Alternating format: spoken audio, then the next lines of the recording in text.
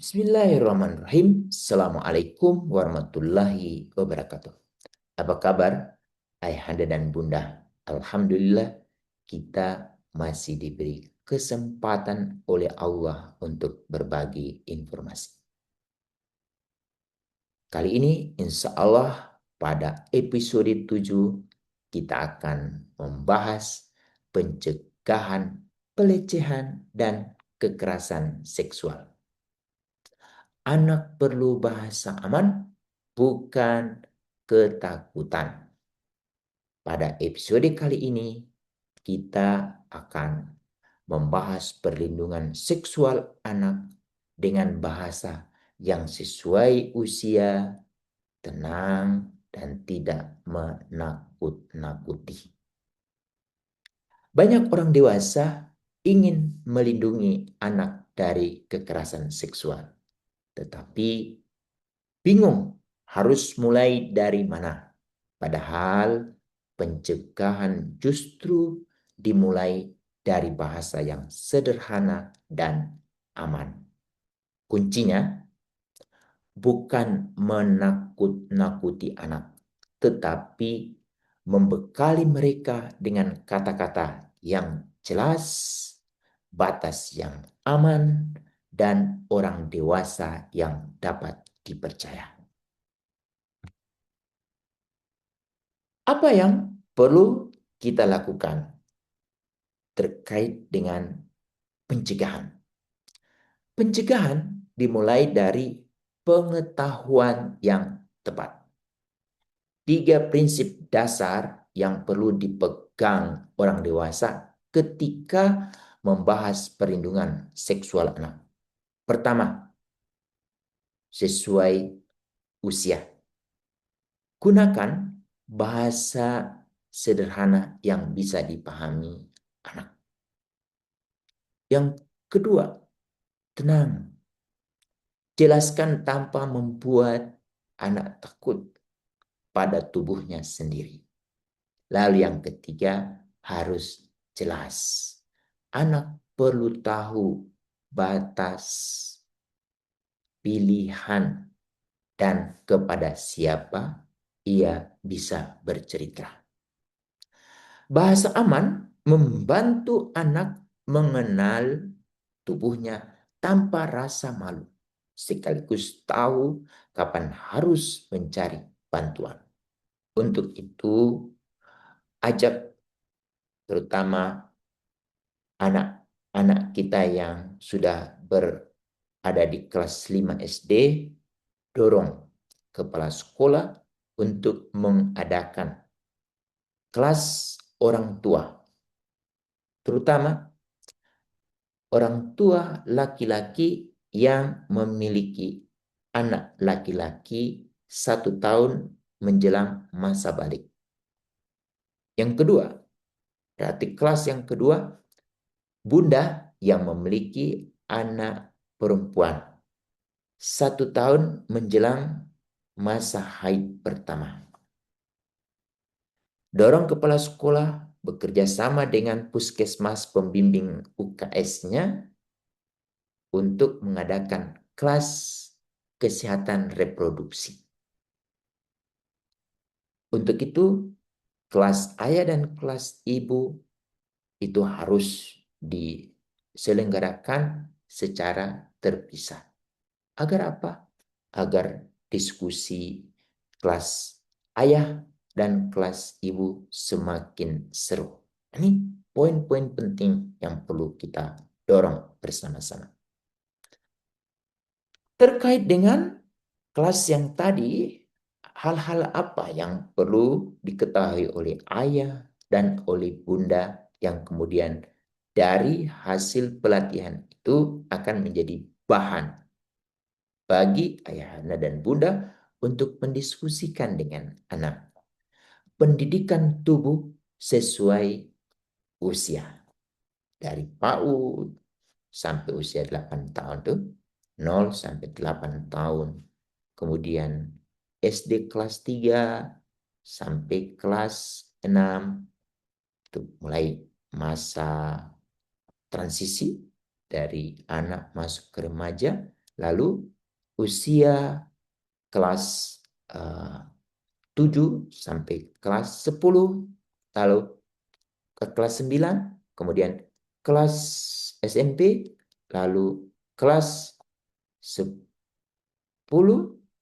sampai kelas 12 untuk SMA atau SMK atau sederajat. Anak perlu dibekali 4 dasar. Pertama, mengenal tubuh mereka. Tapi syarat pengetahuan ini harus melalui kelas tadi ya, dari kerjasama di sekolah. Anak tahu tubuhnya miliknya sendiri. Diskusinya nanti di rumah bersama anak-anak kita. Ayah dengan anak laki, bunda dengan anak perempuan. Bagian pribadi. Ada bagian tubuh yang tidak untuk dilihat atau disentuh sembarang orang, termasuk bunda, termasuk ayah.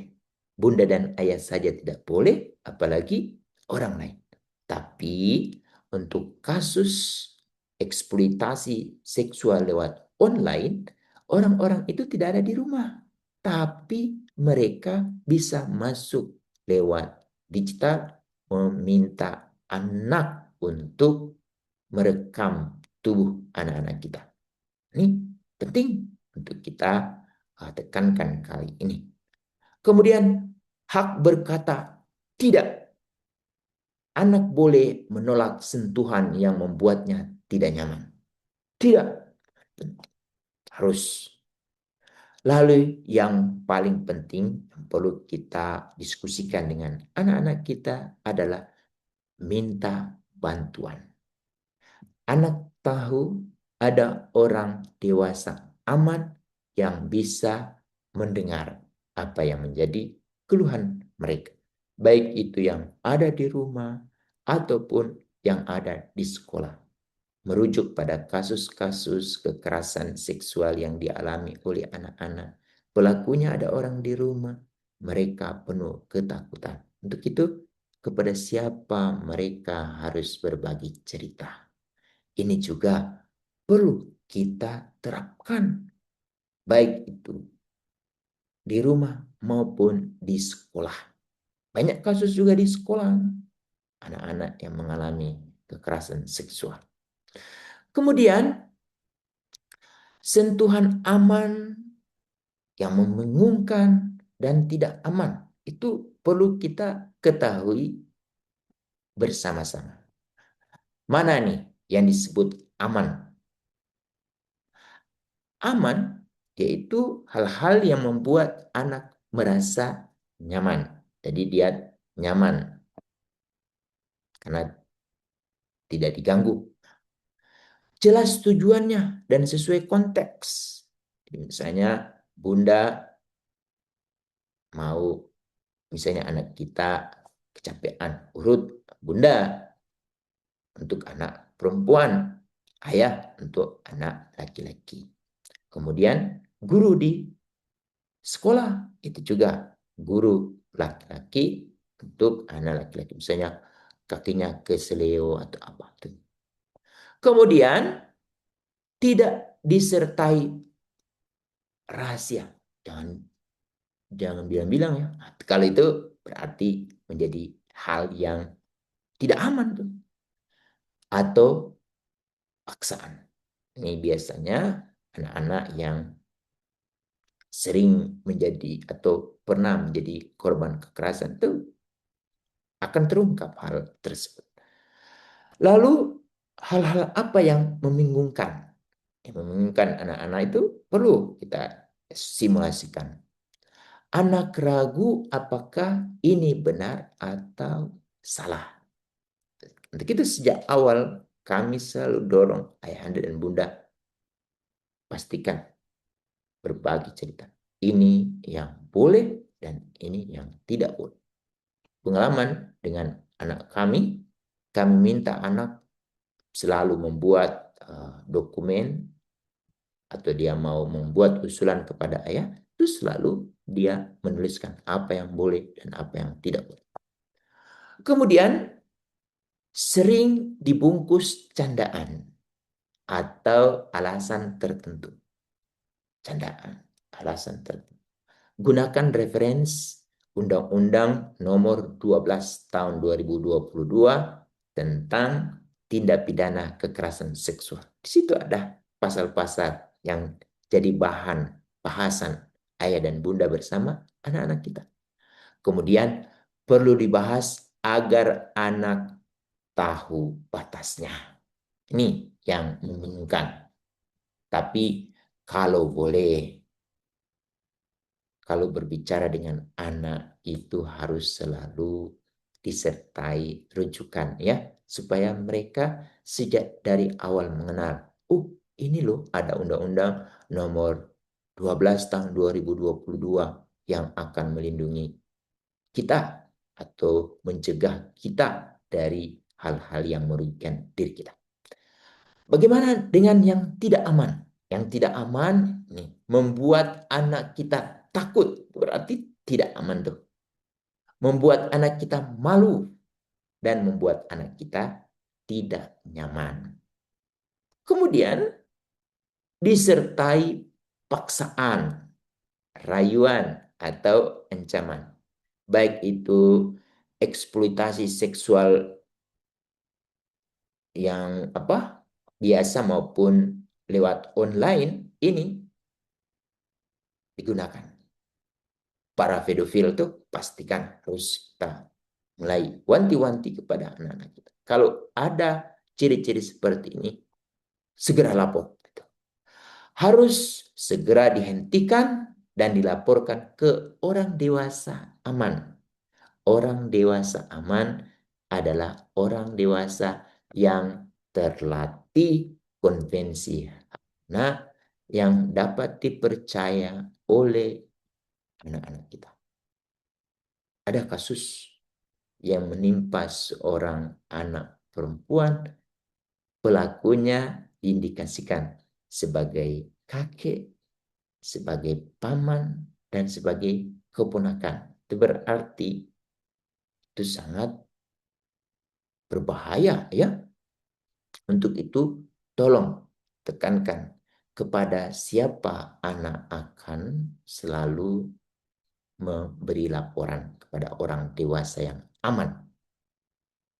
Gunakan istilah yang sederhana, tujuannya bukan memberi detail yang menakutkan, tetapi mendorong anak membaca rasa tidak nyaman. Pelaku tidak selalu orang asing. Dua hal penting yang harus dipahami. Dan kalau boleh ini menjadi sebuah kemampuan yang dimiliki oleh setiap anak-anak kita. Baik itu anak perempuan maupun anak laki-laki. Risiko bisa datang dari kedekatan yang disalahgunakan, bukan hanya dari orang asing. Di rumah, potensial. Kalau kita telusuri kasus, itu sudah ada. Di sekolah, ada juga. Di tempat di mana anak-anak sering berkumpul, juga diketemukan kasus-kasus serupa. Tuh, ayo kita beri pengetahuan dengan cara memberikan informasi dan data kepada anak-anak kita. Melalui sebuah diskusi, melalui sebuah dialog, sehingga mereka terbangun kesadaran baru, sehingga mereka mampu mendeteksi, mampu mencegah potensi-potensi yang akan menimpa diri mereka. Kedua, anak perlu tahu bahwa rahasia yang membuat takut, yang membuat bingung, atau tidak nyaman tidak boleh dipikul sendirian. Ayo, nah, apa yang kamu rasakan hari? Ayah, bunda, pak, ibu guru, aku takut sama bapak itu. Nah, itu berarti. Aku takut sama ibu itu. sesuatu tuh. Bingung. Kok aku sedih nih? Bingung kan? Tidak nyaman. Itu jangan dipikul sendiri oleh anak. Negara telah menginvestasikan melalui Perpres nomor 55 tahun 2022 tentang UPTD PPA. Untuk itu, ayahanda dan bunda, ayo catat nomor telepon UPTD PPA, lokasi, dan siapa yang mudah kita hubungi di tempat kita masing-masing. Jangan diam, jangan nanti kejadian baru kelabakan. Dari awal tuh, dengan kita terus-menerus mensosialisasikan UPTD PPA ke para pihak, semoga itu akan menjadi alat bantu sekaligus untuk memberikan informasi kepada calon-calon pelaku, mereka tidak akan melakukan karena khawatir mereka akan terjaring karena semua memiliki kesadaran. Begitu juga dengan telepon Sapa 129. Kalau boleh ada di handphone Ibu Bapak.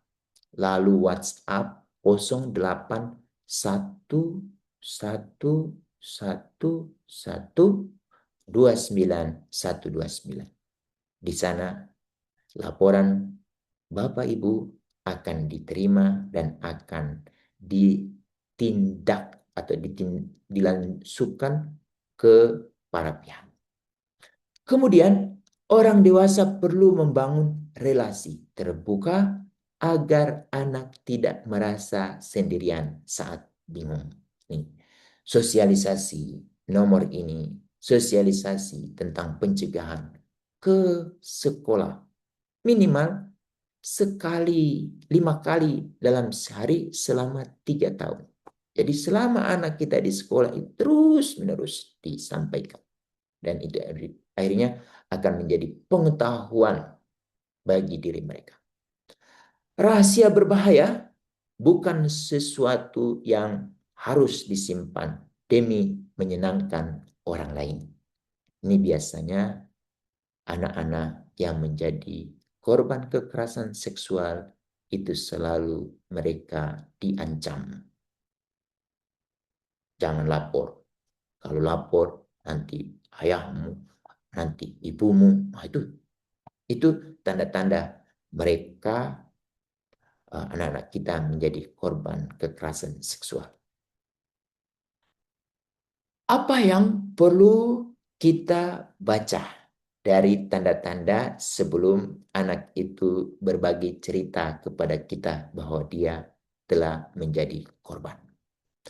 Perubahan perilaku yang perlu diwaspadai.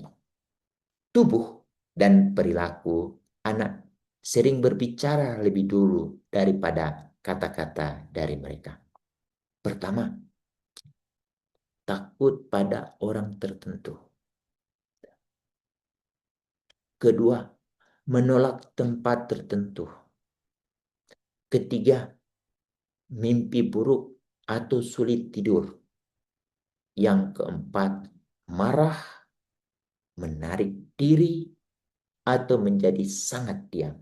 Jangan sampai anak masuk ke kondisi menarik diri dan sampai diam. Itu akan ada lanjutannya. Tolong selamatkan anak ini. Meskipun mereka belum berbicara dengan kita. Karena mereka penuh dengan ketakutan. Lalu yang terakhir, perubahan kebiasaan yang muncul tiba-tiba. Ayo, ayahanda dan bunda yang ada di sekitar anak-anak kita, sebagaimana perintah pasal 72 huruf A, ayat 3 huruf C, lalu huruf E, melaporkan dan juga sebagai orang tua melakukan pemantauan, pengawasan, dan tanggung jawab. Jadi kita sudah diperintah oleh negara melalui pasal yang kami sebutkan tadi di dalam Undang-Undang 35 tahun 2014. Apa yang harus kita lakukan kalau kita mengetahui tanda-tanda tadi? Berarti kita perlu respon. Respon pertama orang dewasa. Saat anak memberi sinyal atau mulai bercerita, 3 langkah pertama yang aman adalah: pertama, percaya. Kita, kalau anak kita, Bunda, boleh nggak aku bercerita? Kita harus pasang kepercayaan 100%. Jangan mulai dari keraguan atau menyalahkan. Percaya pada anak kita. Insya Allah. Kemudian tenangkan. Kita tenangkan. Ayo nak cerita saja. Bunda akan mendengar dengan penuh kesungguhan. Buat anak merasa ia aman untuk melanjutkan atau berhenti. Berbagi cerita yang sangat berat dia pikul. Untuk ini dia mau berani berbagi. Karena kalau dia sampai mau berbagi cerita itu, berarti dia sudah pertimbangkan konsekuensi ancaman yang dia terima selama ini. Kemudian yang ketiga, lindungi. Hentikan risiko, jaga privasi anak kita, dan hubungkan kebantuan yang tepat. Seperti yang kami sampaikan tadi melalui telepon Sapa 129 atau WhatsApp, atau kalau kita ketahui nomor telepon hotline UPTD PPA itu adalah yang terbaik. Ini yang perlu dihindari, jangan melakukan interogasi, memaksa detail, menyalahkan, atau menunjukkan kemarahan yang membuat anak makin takut. Ini perlu kita hindari hal-hal seperti ini. Kemudian ada beberapa kalimat. Intinya ada 3 kalimat aman yang bisa diajarkan ke anak-anak kita. Ketiga kalimat ini perlu dilatih, perlu disimulasikan juga di sekolah minimal 2 kali dalam setahun. Tetapi untuk terus anak ini mengetahui minimal 5 kali dalam sehari. Kalau di sekolah itu ada announcer, kita umumkan ini dari mereka masuk sampai mereka pulang. Sehingga itu membekas. Apa? Stop untuk menghentikan situasi yang membuat tidak nyaman. Aku tidak suka, untuk menegaskan perasaan dan batas tubuh. Anak tuh. Anak mau saja dia protes. Baik itu oleh ibu atau oleh ayahnya. Berarti ada sesuatu. Aku minta bantuan untuk mencari orang dewasa yang aman, yang mereka kenali, yang mau mendengar apa yang mereka akan ceritakan. Kalimat ini sebaiknya dilatih berulang dengan suasana tenang, bukan saat anak sedang panik. Jadi 5 kali dalam sehari selama 3 tahun. Begitu juga di rumah. Nah, ingat kata-kata Bunda. Stop. Aku tidak suka. Cari bantuan. Penting. Dan kalau boleh, anak-anak kita juga, kita selalu dititipkan nomor telepon darurat di kantong dia. Di kantong. Tulis, Bunda, baik-baik. Supaya bila terjadi sesuatu pada anak kita, ada yang segera menghubungi kita ya. Kalimat ini penting untuk terus kita dengungkan. Semakin sederhana bahasanya, semakin mudah anak mengingat dan memakainya saat diperlukan. Ini bisa diterjemahkan ke dalam bahasa daerah masing-masing ayahanda dan bunda. Ini mungkin yang bisa kami sampaikan terkait dengan episode ke-7 ini.